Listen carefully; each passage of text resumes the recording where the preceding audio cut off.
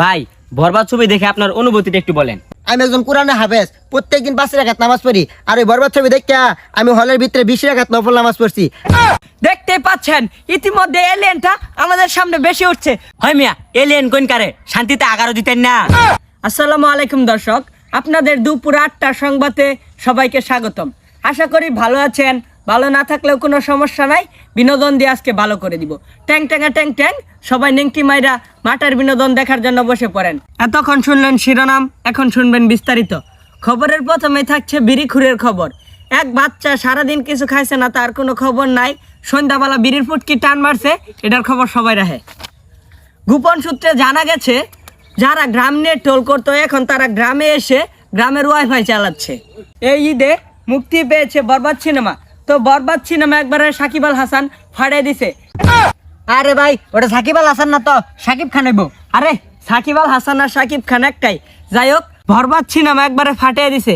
তো বরবাদ সিনেমা দেখে দর্শকের যে অনুভূতিটা, তাদের কাছ থেকে আমরা সরাসরি জেনে নিব। তো আমাদেরকে সরাসরি রিপোর্ট দিয়ে সাহায্য করবেন রাকিব আলী বেল্লাস। রাকিব আলী বেল্লাস, আপনি কি শুনতে পাচ্ছেন? হ্যাঁ, আমি শুনতে পাচ্ছি।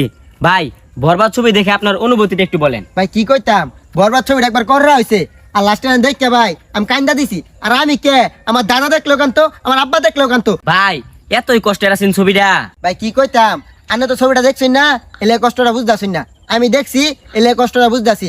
আমি একজন কোরআনে হাফেজ, প্রত্যেকদিন 5 রাকাত নামাজ পড়ি। আর ওই বরবাদ ছবি দেখা আমি হলের ভিতরে 20 রাকাত নফল নামাজ পড়ছি। ভাই ছবির লগে নামাজের কি সম্পর্ক? ভাই কেন অপমান করতেছুন, জামগা। না ভাই জানি না যে, আমি আরেকটা প্রশ্ন করি।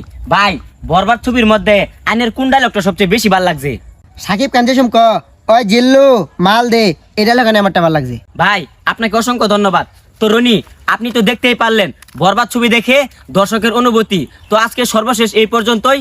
বেহাইয়া টিভি, নকলা। রাকিব আলী বেল্লাস, আমাদেরকে রিপোর্ট দিয়ে সাহায্য করার জন্য আপনাকে ধন্যবাদ। আগামী 10 তারিখ হচ্ছে এসএসসি পরীক্ষা।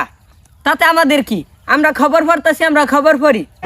গোপন সূত্রে জানা গেছে, ময়মনসিংহ বিভাগ শেরপুর জেলা নকলা থানা দনাকুষা গ্রামে খালপাড়া এলাকায় একটি এলিয়েন দেখা গেছে। তা আমরা সরাসরি আপনাদেরকে দেখাবো। তো দর্শক, আপনাদেরকে আমরা সরাসরি এলিয়েনটা দেখাবো।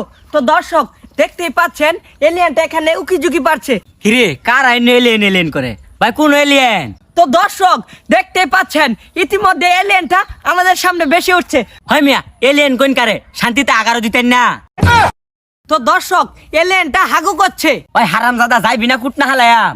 দর্শক এলিয়েনটা খেপা গেছে, যে কোনো সময় আক্রমণ করার পা আজকে এই পর্যন্তই।